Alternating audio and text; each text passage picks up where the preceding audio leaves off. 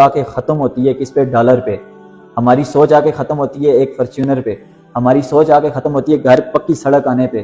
ہماری سوچ آ کے ختم ہوتی ہے ایک سرکاری نوکری لگنے پہ. لیکن ہمارا جو ایک نوجوان ہے وہ محفل میں بیٹھ کر دوسرے بندے کو گالی دے کر خود پہ فخر محسوس کرتا ہے کہ یار میں بڑا ہوں، میں سب کچھ بولا نہیں ہے. آئے روز ہمیں سوشل میڈیا پہ یہ چیزیں نظر آتی ہیں. آئے روز ہماری یونیورسٹیز میں، کالجز میں ہمیں طرح طرح کے سکینڈلز نظر آتے ہیں. آج ایک لڑکا اور لڑکی نے یہ کر دیا. اٹھتا ہے صبح، اٹھ کر 99% لوگ اٹھ کے نماز تلاوت کے بجائے 99% اٹھ کے واٹس ایپ چیک کرتے ہیں، فیس بک چیک کرتے ہیں. کہ آپ نے ایف ایس سی میں انگلش میں آپ نے ایک مسٹر چپس پڑھا. مجھے آپ یہ بات بتاؤ، ابھی تک مسٹر چپس آپ کو کہیں کام آیا؟ نہیں. جو سبجیکٹس ہمیں آگے جا کے کام آئیں گے، ہمیں اسلام کے بارے میں بتائیں، قرآن ہمیں ترجمے سے پڑھائیں، ہمیں نبی صلی اللہ علیہ وسلم کی زندگی، ان کی سیرت کے بارے میں پڑھائیں، تبھی جا کے ہمارے معاشرے میں کوئی بہتری آ سکتی ہے. کہ ہماری تعلیمی نظام میں بھی ہمارے نبی صلی اللہ علیہ وسلم کے بارے میں قرآن کا ترجمہ ہو، ان کی یہ تمام چیزیں اس میں شامل ہوں، دینی تعلیم ہو، نماز ہمیں سکھائی جائے. ہماری تاریخ میں، نوجوانوں کی تاریخ میں خالد بن ولید کا نام آتا ہے. ہمارے کارناموں میں اس 17 سالہ نوجوان محمد بن قاسم کا نام آتا ہے کہ جس نے ایک بنت مشرق کی پکار پر لبیک کہہ کر اس نے سمندر کو چیرتے ہوئے برصغیر کا نقشہ بدل دیا تھا. السلام علیکم ناظرین، میں ہوں آپ کا میزبان محمد دانش نصیر، اور آج ہمارے ساتھ موجود ہیں طالب علم رہنما دانیال شبیر روان، جو کہ سماجی شخصیت ہونے کے ساتھ ساتھ نوجوانوں کی اصلاح کرنے میں پیش نظر آتے ہیں. ان سے بات کریں گے آج کے نوجوان کے بارے میں کہ آج کا نوجوان کس طرف جا رہا ہے. السلام علیکم دانیال بھائی، بہت شکریہ آپ نے ہمارے لیے وقت نکالا اور اسٹوڈیو میں حاضر ہوئے. بتائیے آج کا نوجوان کس طرف جا رہا ہے. السلام دانش بھائی، بہت شکریہ آپ نے اپنے پروگرام میں مدد کیا. تو سب سے پہلے تو میں آپ کا شکریہ ادا کروں گا. اچھا دانش بھائی، جہاں تک نوجوانوں کی بات ہے، آپ کو پتہ ہے جو نوجوان ہیں، نوجوان کو معاشرے میں ریڑھ کی ہڈی سمجھا جاتا ہے. نوجوان معاشرے میں انقلاب لانے میں اہم کردار ادا کرتے ہیں. آج تک جتنے بھی انقلاب آئے دنیا میں کسی بھی جگہ، وہ نوجوانوں نے لائے. ہمارے ملک کی جو 70% آبادی ہے وہ نوجوانوں پر مشتمل ہے. اگر جائزہ لیا جائے تو ہمیں معلوم ہوگا کہ جو ہمارے نوجوانوں میں جو دینی تعلیمات ہیں ان کی اور قائدانہ صلاحیت کی اور اس کے بعد شعور کی بہت کمی پائی جاتی ہے. ان تمام چیزوں کا ہمارے نوجوانوں میں فقدان ہے. جس معاشرے میں ہم رہتے ہیں، جس معاشرے میں انسان رہتا ہے، سب سے پہلے اس کے نوجوانوں کو پرکھا جاتا ہے. اگر اس معاشرے کے جو نوجوان ہیں وہ باشعور ہوتے ہیں، وہ دین کے پابند ہوتے ہیں، تو اس معاشرے کو ایک بہتر معاشرہ سمجھا جاتا ہے. اور ہمارے معاشرے کی ایک ایسی حقیقت ہے کہ جس سے ہمیں انکار بالکل نہیں کیا جا سکتا. وہ حقیقت یہ ہے کہ ہمارے معاشرے کی نوجوان نسل کیا، ہمارے جو میچور لوگ ہیں آج کل، وہ بھی بے راہ روی کا شکار ہیں. بے راہ روی کا شکار آتے ہیں. بے راہ روی میں آپ مثال لے سکتے ہیں منشیات کی، جو نشے پر لگے ہوئے ہیں، بے حیائی، فحاشی، یہ تو عام ہمیں نظر آتی ہے. دیکھیں کل کا جو نوجوان تھا، جو پہلے نوجوان تھا، وہ ایک عورت کی، ایک بیٹی کی عزت کا محافظ تھا. آج وہی نوجوان ڈاکو بن گیا ان کی عزت کا. یہی بات ہے. کل جو ایک نوجوان تھا وہ معاشرے کے لیے فخر تھا، معاشرے کی عزت تھا. اب یہی نوجوان معاشرے کی عزت کا داغ بن گیا ہے. کل ایک نوجوان بوڑھے ماں باپ کی عزت تھا، اب یہی نوجوان اپنے بوڑھے ماں باپ کے لیے بوجھ بن گیا ہے. کل جو ایک نوجوان تھا اس کو زنا، شراب، ان چیزوں سے نفرت تھی، اب یہ چیزیں عام ہو گئی ہیں. اب نوجوان ان چیزوں کا عادی بن گیا ہے. اب یہ صورتحال ہے نوجوان. اس کے علاوہ جو ہمارے دیکھیں دانش بھائی، ہماری لمحہ فکریہ یہ ہے کہ ہمارا جو ایک نوجوان ہے، میں بھی ایک نوجوان ہوں، ہم بھی بیٹھتے ہیں محفلوں میں. ہمارا جو ایک نوجوان ہے وہ محفل میں بیٹھ کر دوسرے بندے کو گالی دے کر خود پہ فخر محسوس کرتا ہے کہ یار میں بڑا ہوں، میں سب کچھ بولا نہیں ہے. یہاں تک نوبت آ چکی ہے. آج یہ صورتحال ہے ہمارے نوجوانوں کی. اور ایک نوجوانوں کی یہ صورتحال ہے کہ اگر ایک لڑکا دوسرے کو بول دے بھائی تو بدماش ہے، وہ خود پہ زیادہ فخر محسوس کرتا ہے، خود کو بڑا سمجھتا ہے، یار میں بدماش، اس نے مجھے بدماش کہا. کہ وہ بدماش کی تعریف سے ناواقف ہے. بدماش کی تاریخ کیا؟ بدماش کی تاریخ یہ ہے کہ بد برا معاشرہ، معاشرے میں جو برا اور گندا انسان ہوتا ہے اس کو بدماش کہا جاتا ہے. اور آج کل جو ہمارے نوجوان ہیں اس بات پہ وہ فخر محسوس کرتے ہیں. بڑی بات ہے، انڈیا چاند پہ پہنچ گیا اور ہمارے نوجوانوں کی سوچ جا کے ختم ہو رہی ہے صرف مادہ پہ. ہم مادہ سے آگے ہی نہیں بڑھ رہے. ہمارے نوجوان اس ٹائم موسیقی کے دیوانے ہیں. ہمارے نوجوان ٹک ٹاک پہ ناچ رہے ہیں. ہمارے نوجوان جو ہیں وہ انٹرنیٹ سے باہر ہی نہیں نکل رہے. ہمارے نوجوان شوخیاں مارنے سے ہی باہر نہیں نکل رہے. یہ آج کا جو نوجوان ہے نا، وہ علم و تحقیق، فکر و ادب کے بلبوتے پر معاشرے میں جو ظلم و ستم ہے اس کا خاتمہ کر سکتا ہے. ہماری تاریخ میں، نوجوانوں کی تاریخ میں خالد بن ولید کا نام آتا ہے. ہمارے کارناموں میں اس 17 سالہ نوجوان محمد بن قاسم کا نام آتا ہے کہ جس نے ایک بنت مشرق کی پکار پر لبیک کہہ کر اس نے سمندر کو چیرتے ہوئے برصغیر کا نقشہ بدل دیا تھا. بتائیں، اگر یہ کام اسی طرح ہوتے رہے ہمارا پڑھا لکھا طبقہ ملک چھوڑ کے جانے پر اسی طرح مجبور رہا، مینس کہ اس کو روزی نہیں ملے گی تو وہ باہر جائے گا، اگر اسی طرح ہوتا رہا تو آپ اس کے کیا مستقبل میں کیا کیا دیکھ رہے ہیں جی؟ مستقبل سے پہلے ہی ہم یہ دیکھ رہے ہیں کہ ہمارا ملک کدھر جا رہا ہے۔ آپ دیکھ سکتے ہیں پاکستان میں آزاد کشمیر میں کیا حالات ہیں۔ آزاد کشمیر میں پچھلے کئی دنوں سے شٹر ڈاؤن، پہیا جام جو ہڑتالیں ہو رہی ہیں، مہنگائی کے خلاف، بجلی کے بیجا ٹیکسز کے خلاف، بے روزگاری کے خلاف، آٹے کے بحران کے خلاف، یہ اس سے ہمیں نظر آ رہا ہے ہم تو بہت پیچھے رہ چکے ہیں نا۔ وہ آپ ایک اور المیہ ہے، ایک طرف ہم چلاتے ہیں کہ ہمیں 2 وقت کی روٹی نہیں مل رہی، ہم غریب ہیں، ہمارا ملک غریب ہے، ہمارے ملک میں یہ، ایک طرف آپ شادیوں پہ دیکھو، ایک رات میں 10 لاکھ 20 لاکھ روپے اڑ رہا ہے۔ مجھے آپ بتاؤ یہ قوم کیسے کامیاب ہو؟ مجھے ایک بات بتاؤ نا، یہ قوم کیسے کامیاب ہوگی جس قوم میں ایک شادی پہ ایک رات کو وہ جو ناچنے کے لیے لوگ آتے ہیں، گانے بجانے پہ لوگ آتے ہیں، ایک رات میں ان کے اوپر 10 20 لاکھ روپے اڑ رہا ہے، اور ایک طرف ایک بچہ 2 وقت کی روٹی کے لیے ترس رہا ہے، 2 کلو آٹے کے لیے وہ پکڑ جا رہا ہے، گرفتار ہوتا جا رہا ہے۔ مجھے بتاؤ اس ملک کا کیا بنے؟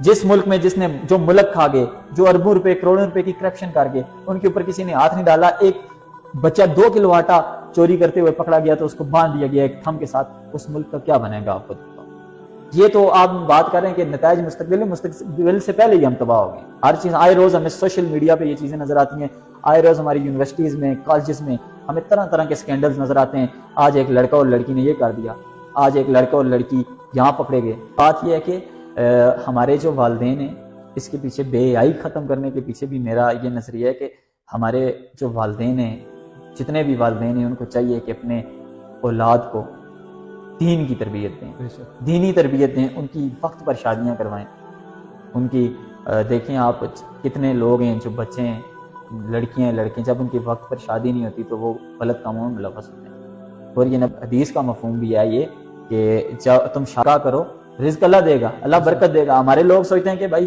پہلے آپ پاؤں پہ کھڑے ہو جاؤ، سیٹلڈ ہو جاؤ، پھر شادی۔ حالانکہ یہ چیز نہیں ہے، رزق اللہ دیتا ہے۔ اور سب سے بڑی بات یہ ہے نا کہ ہمارا جو ایمان ہے وہ کمزور ہے، ہمارا ایمان کمزور ہے، ہمارا ایمان بہت کمزور ہے۔ ہمارا ایمان جس دن مضبوط ہو گیا، ہمارے لوگوں میں جس دن شعور آ گیا، ہم جس دین کے پابند ہو گئے، جب یہ چیز سمجھ گئے کہ اسلام کے مطابق چل کے ہماری فلاح ہے، تو اس دن ہم انشاءاللہ کامیاب ہو جائیں گے۔ اور یہ پھر میری بات جا کے وہیں ختم ہوتی ہے کہ دین سے دوری ہی ہماری جو کیا ہے، جو پیچھے ہو جانے کی سب سے بڑی وجہ دین سے دوری۔ اس طرح کہ آج کا جو نوجوان ہے وہ رونا بھول گیا ہے، اللہ کی محبت میں رونا بھول گیا ہے۔ وہ رونا جو رونا اللہ کے عرش کو ہلا کے رکھ دیتا ہے، وہ رونا کہ اس نوجوان کے توبہ کرنے سے اللہ کی ذات بہت زیادہ خوش ہوتی ہے۔ آج انسان رونا بھول گیا ہے۔ دانیال بھائی، ایک اور کوشچن ادھر رائز ہوتا ہے کہ دیکھیے دنیا مریخ اور چاند پر بسنے کے لیے انتظامات کر رہی ہے، جبکہ ہمارا ملک دن بدن ترقی کی دوڑ میں تاریکی کی طرف جانے شروع ہو گیا۔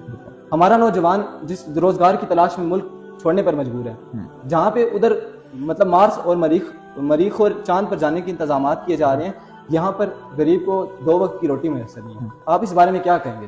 دیکھیں دانش، بات اس طرح کی ہے کہ جو آج کے دور کی اگر بات کی جائے، جو ہماری مائیں نا، وہ بچے کس لیے جنتی؟ صرف باہر بھیجنے کے لیے، یورپین کنٹری میں بھیجنے کے لیے، جس ملک میں ڈالر ہے نا وہاں بھیجنے کے لیے جنتی ہیں۔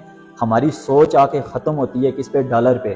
ہماری سوچ آ کے ختم ہوتی ہے ایک فارچونر پہ، ہماری سوچ آ کے ختم ہوتی ہے گھر پکی سڑک آنے پہ، ہماری سوچ آ کے ختم ہوتی ہے ایک سرکاری نوکری لگنے پہ۔ لیکن یہ حقیقت نہیں، حقیقت کچھ اور ہے۔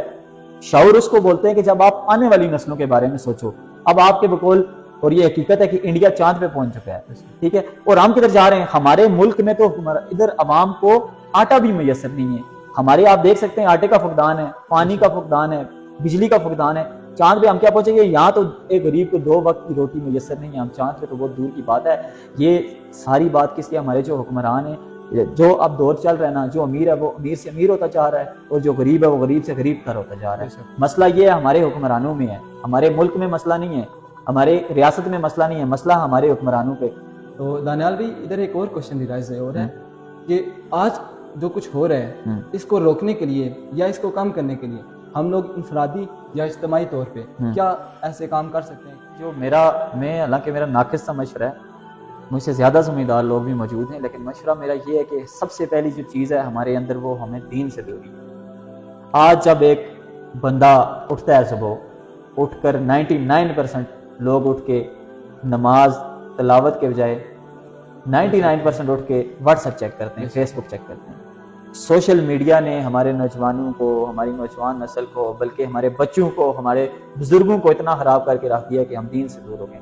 اس تمام تر معاملات کے پیچھے وجہ دین سے دوری ہے۔ آپ نے 9th 10th matric F S C آپ نے بھی کی ہے، ٹھیک ہے، ایسا ہوا ہے کہ آپ نے ایف ایس سی میں انگلش میں آپ نے ایک مسٹر چپس پڑھا، مسٹر چپس آپ نے پڑھا ہے نا؟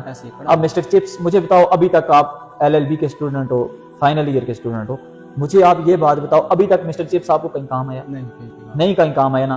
آپ نے جو غزلیں پڑھی اردو میں، آپ کو وہ کام آئی کہیں؟ ان غزلوں نے کئی لوگوں کو عاشق بنا دیا، دیوانہ بنا دیا، یہ بات ہے کہ نہیں؟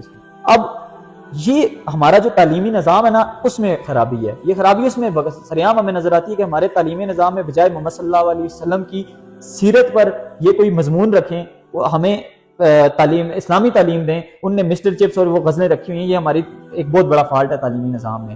ابھی آپ بہت سے یونیورسٹی کے اسٹوڈنٹ دیکھو، یا بہت سے آپ ایسے بڑے بڑے لوگ دیکھو، بیوروکریٹس دیکھو، امیر لوگ دیکھو، پڑھے لکھے لوگ دیکھو، جن کو انگلش تو آتی ہوگی، فرافر کمپیوٹر چلانا آتا ہوگا، ان کو تمام ٹیکنالوجی کا پتہ ہوگا، لیکن ان کو 6 کلمے پورے نہیں آتے۔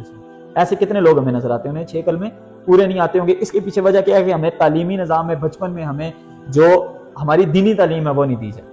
دینی تعلیم سے ہمیں سٹارٹ سے بہت پیچھے رکھا گیا۔ ہماری چاہیے حکومت کو کہ ہمارا نرسری سے لے کر میٹرک تک 7 قرآن پڑھائیں، اور قرآن کے ساتھ ساتھ اس کا ترجمہ بتائیں، اور ہمیں بتائیں کہ ہم نے زندگی کیسی جینی۔ آپ نبی صلی اللہ علیہ وآلہ وسلم کی زندگی جو ہمارے لیے ایک بہترین نمونہ ہے، یہی بات ہے۔